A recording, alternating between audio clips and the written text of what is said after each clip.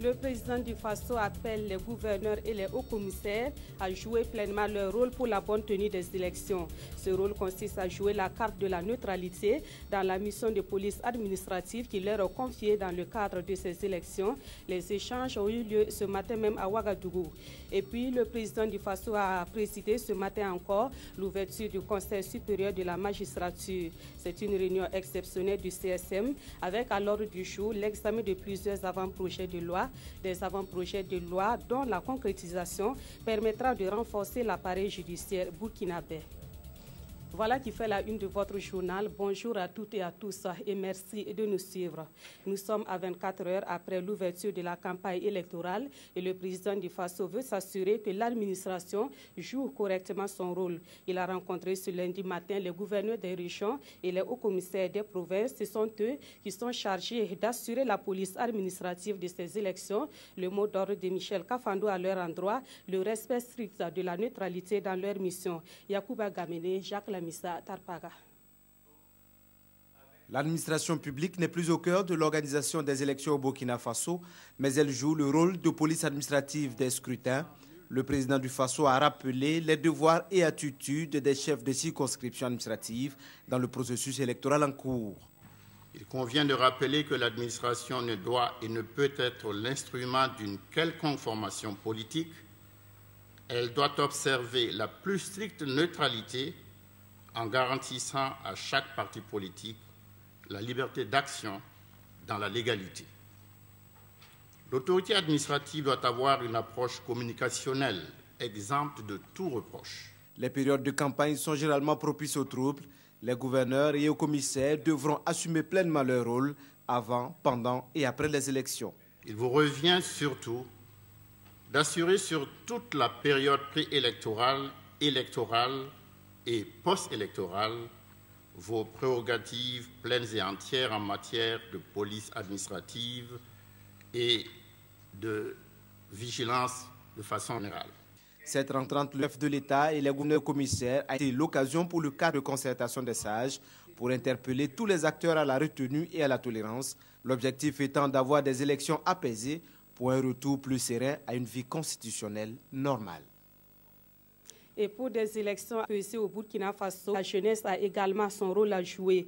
Une jeunesse citoyenne pour des élections apaisées au Burkina Faso. C'est sous ce thème que les jeunes du Sahel ont été conviés à une conférence publique le vendredi dernier à Dori. Cette campagne de sensibilisation des jeunes pour la bonne tenue des élections va s'étaler sur d'autres régions du Burkina Faso. Elle est initiée par le Conseil national de la jeunesse du Burkina Faso en partenariat avec le NDI, le National Democratic Institute. Des précisions avec Joseph Bambara. La réussite des élections à venir, tel est le challenge que doit relever la population burkinabé. La jeunesse, une des composantes de cette société, entend jouer pleinement son rôle. Pour cela, le Conseil national de la jeunesse du Burkina Faso a organisé une conférence publique sur le thème « Une jeunesse citoyenne, des élections apaisées au Burkina Faso ». C'est les jeunes qui peuvent faire la paix aujourd'hui. Et nous avons décidé de nous réunir effectivement avec l'accompagnement de notre partenaire, le National Democratic Institute, le NDI, avec aussi l'accompagnement de l'USAID, pour que la jeunesse du moins s'engage à œuvrer pour des élections apaisées dans notre pays. Les jeunes de Dori se réjouissent d'une telle initiative qui tombe à pic. J'aimerais que les jeunes prennent conscience, puisqu'on a dit le rôle des jeunes pour les élections. Et c'est les jeunes même qui sont à la base, puisque c'est les jeunes qui sont dynamiques pour mener à bien les élections. Donc qu'ils prennent conscience et qu'à la sortie de cette conférence, ils aient sensibilisé les autres jeunes et les élections apaisées au Burkina. En plus de cette conférence publique, d'autres activités telles que des émissions radiophoniques sont prévues dans les mois à venir. Outre la région du Sahel, cette conférence publique de sensibilisation de la jeunesse pour des élections apaisées s'étendra aux régions du centre-sud, du centre-est, de la boucle du Moun et du ouest. Toujours dans le cadre des élections présidentielles et législatives, un film documentaire a été projeté au profit des cinéphiles de Bobo Dioulasso. Intitulé « Savoir, raison garder », ce film a permis aux cinéphiles de se rendre compte des conditions de travail de la Commission électorale nationale indépendante, des conditions qui montrent les difficultés administratives que rencontre la CENI. Ces difficultés se rapportent notamment à l'application des textes sur le code électoral et l'établissement des cartes d'électeurs. Lamine Karantao et Moumouni Ebarou. Savoir, raison garder, c'est un film qui explore les coulisses de la Commission électorale nationale indépendante, CENI, chargée d'organiser les élections. Ce film révèle les difficultés administratives que la CENI rencontre dans l'application des textes régis par le code électoral, notamment pour l'établissement des cartes de lecteurs. C'est vraiment le moment idéal, parce que c'est vrai que nous sommes à quelques encablures de l'ouverture de la campagne, et que bon, pour ceux effectivement qui verront ce film-là, je pense comprendront que chacun a sa part de partition à jouer dans ça, et que donc à partir de cet instant, les partis politiques effectivement qui devaient sensibiliser leurs militants, pour les faire comprendre qu'effectivement il y a des travaux à faire. Il faut qu'effectivement, parce que si ça flanche, c'est pas la CENI qui va boire la calice, hein. Tout le monde y boira. À partir de cet instant, chacun effectivement doit mettre effectivement de l'eau dans son vin pour dire que c'est vrai, j'ai participé, je n'ai pas gagné, et franchement, il faut reconnaître que je n'ai pas gagné. L'un des éléments essentiels du processus démocratique réside dans la tenue d'élections libres, équitables et transparentes. L'objectif de ce film est donc de créer un climat propice entre les différents acteurs politiques en cette période électorale. Lorsque tout ce qui est mis en branle n'est pas fait effectivement avec probité, avec dignité, avec, j'allais dire, vraiment dextérité, cela met effectivement en cause les fondements même des différentes élections qui sont organisées. Parce qu'il y a la crédibilité non seulement de l'État qui l'organise, des éléments effectivement qui l'organisent, et du pays tout entier. Cette projection marque la poursuite du cycle que le film Diabadia initie avec l'appui d'autres partenaires. Ce cycle consiste à présenter une fois par mois un film documentaire pour la suite. Autre point de l'actualité, le Conseil supérieur de la magistrature a tenu une réunion exceptionnelle ce lundi matin à Ouagadougou. Cette réunion va durer 2 jours et elle est consacrée à l'examen de plusieurs avant-projets de loi. L'objectif de cet exercice est de renforcer certains textes législatifs sur la justice burkinabé. L'ouverture de cette réunion exceptionnelle du CSM a été présidée par le chef de l'État, Michel Kafando. Le reportage de Souleymane Sanou et de Evelyne Dabiri. Ouvert les travaux du Conseil supérieur de la magistrature. À cette session, le Conseil supérieur de la magistrature aura examiné, entre autres, des avant-projets de loi relatifs aux hautes cours et aux juridictions administratives, ainsi qu'un projet de loi relatif à la création et au fonctionnement du Pacte national pour le renouveau de la justice. Objectif, améliorer ces textes législatifs jugés insuffisants.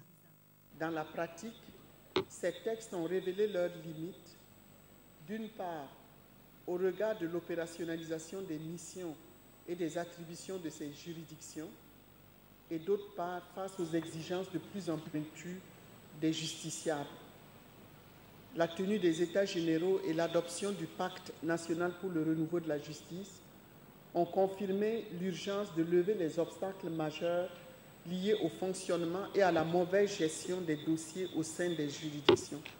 Dans la pratique, ces textes ont révélé leurs limites, d'une part, au regard de l'opérationnalisation des missions et des attributions de ces juridictions, et d'autre part, face aux exigences de plus en plus pointues des justiciables. La tenue des États généraux et l'adoption du Pacte national pour le renouveau de la justice ont confirmé l'urgence de lever les obstacles majeurs liés au fonctionnement et à la mauvaise gestion des dossiers au sein des juridictions. Durant 48 heures, les magistrats auront à travailler afin de rechercher la pertinence et l'efficacité des textes législatifs. À la suite de cette session, un léger mouvement de magistrats en vue d'assurer un meilleur fonctionnement des institutions judiciaires sera constaté, a souligné le ministre en charge de la justice. Un meilleur fonctionnement de la justice burkinabé, c'est le souhait également des acteurs chargés directement d'animer cette justice au quotidien. Le ministère en charge de la justice met les bouchées doubles pour rendre la justice burkinabé plus indépendante et plus crédible. Depuis ce matin, les agents de ce ministère s'informent sur le contenu de la politique nationale de justice et son plan d'action triennal 2014-2016. Cette politique avait été adoptée en 2010, puis révisée en 2013 pour répondre aux exigences du budget programme de l'État burkinabé. Des précisions avec Amadou Ilboudo et Aruna Amari. La version révisée de la politique nationale de justice qui couvre la période 2010-2019 assortie d'un plan d'action est bâtie sur deux axes. La dynamisation du pilotage du secteur de la justice et le renforcement de la protection des droits et des libertés individuelles et collectives.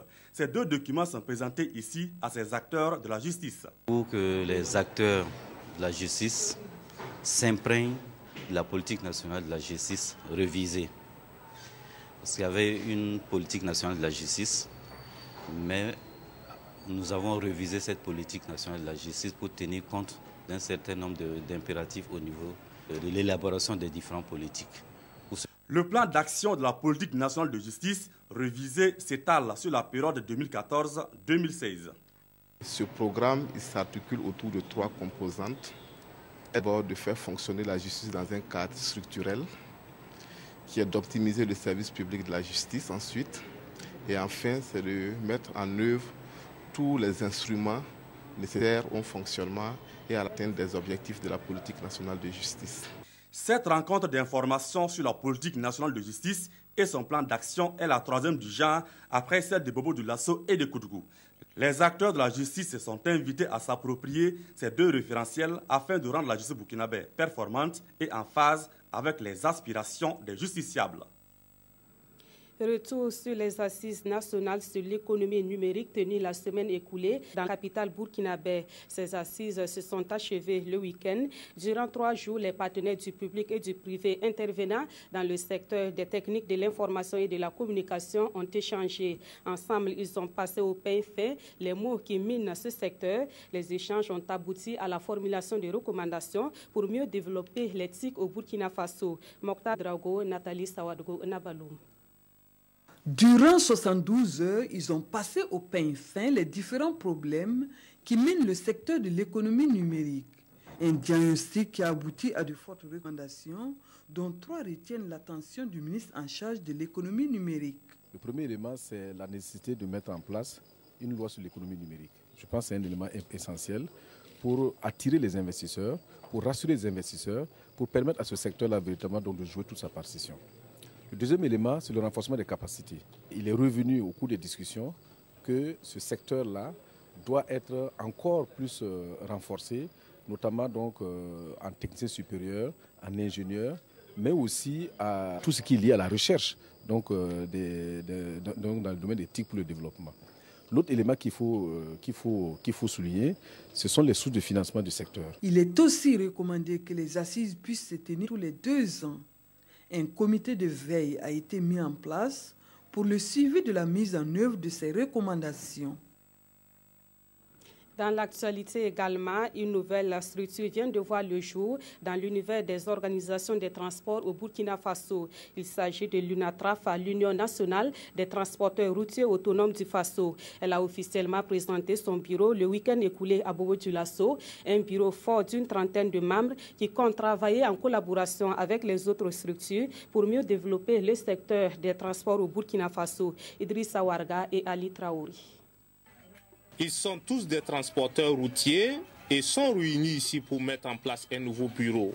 L'UNATRAF, l'Union nationale des transporteurs routiers autonomes du Faso, est un réseau qui vient s'ajouter aux unions déjà existantes pour réglementer le secteur des transports. Et c'est cet homme qui va présider désormais aux destinées de cette union. Le secteur des transports rencontre d'énormes difficultés. Nous, les transporteurs, nous sommes réunis en union pour pouvoir défendre nos intérêts. L'UNATRAF a un bureau national fort d'une trentaine de membres et le siège se trouve ici, à Bobo Dioulasso. Dans les jours à venir, nous allons tenir une assemblée générale pour discuter des problèmes rencontrés. Après cela, nous allons soumettre nos doléances aux autorités. Créé il y a 3 mois de cela, l'UNATRAF se dit prête à travailler avec les autres unions des transports pour un meilleur devenir de leur secteur. Pour cela, ils ont bénéficié des conseils et des bénédictions de la part des anciens qui étaient présents à cette cérémonie.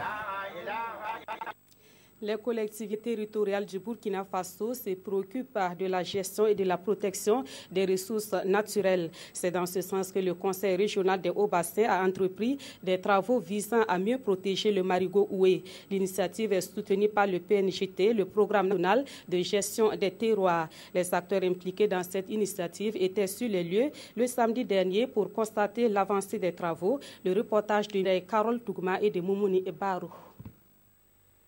Ce n'est un secret pour personne. Le marigot oué et ses silures sacrées sont menacés par l'action de l'homme.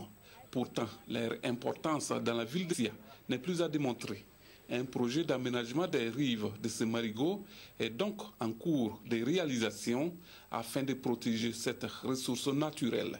Notre activité ici consiste à protéger les berges contre les éboulements de 2 façons. D'abord, la stabilisation des lits mineurs par la réalisation d'un ouvrage mécanique et sous-tendu par des ouvrages biologiques, puisque c'est une question de gestion des ressources naturelles. Vous voyez déjà un peu en aval, il y a du poisson. Cette initiative est portée par un ensemble de partenaires en adéquation avec la population riveraine. On a constaté une menace sérieuse, une menace du fait de l'action de l'homme et également de l'action, l'érosion et tout ce qui s'ensuit. Et vous saviez que il y a des ressources naturelles qui se trouvent dans ces marigots et qui étaient sérieusement menacées. Le PNGT accompagne les collectivités territoriales pour la décentralisation en matière locale. Nous avons jugé nécessaire d'accompagner le conseil régional au niveau des Hauts-Bassins pour réaliser cette infrastructure-là. L'ouvrage s'étendra sur 70 mètres et permettra de mieux préserver les marigots oué, un affluent de la rivière qui traverse la ville de Bobo-Dioulasso.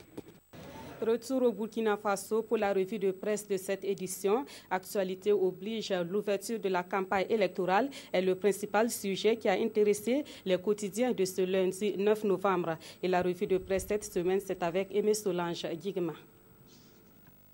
Ouverture de la campagne électorale 2015, les journaux de ce jour commentent l'événement. 21 jours pour convaincre, titre l'Observateur Palga. Cette fois-ci, c'est parti et bien parti, précise le journal.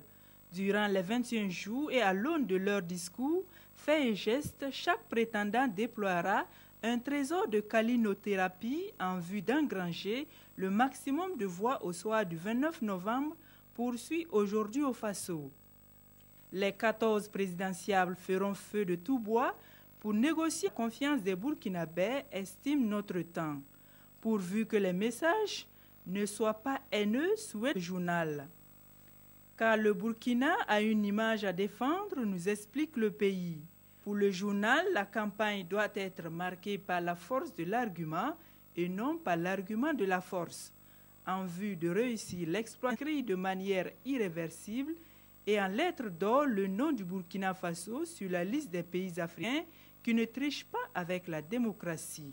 Pendant ce temps, Sidoya rappelle aux différents prétendants au pouvoir exécutif et législatif que ventre vide n'a point d'oreille.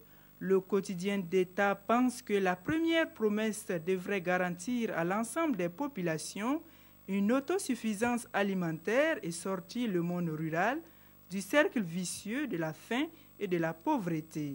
Car, dit-il, tant qu'il va falloir attendre la pluie pour espérer manger, tant qu'il va falloir compter sur des soutiens extérieurs pour contenter le ventre des millions de Burkinabés, les promesses électorales vont se révéler vaines. Et c'est la fin de cette édition. Merci de l'avoir suivi. Très bon après-midi à toutes et à tous.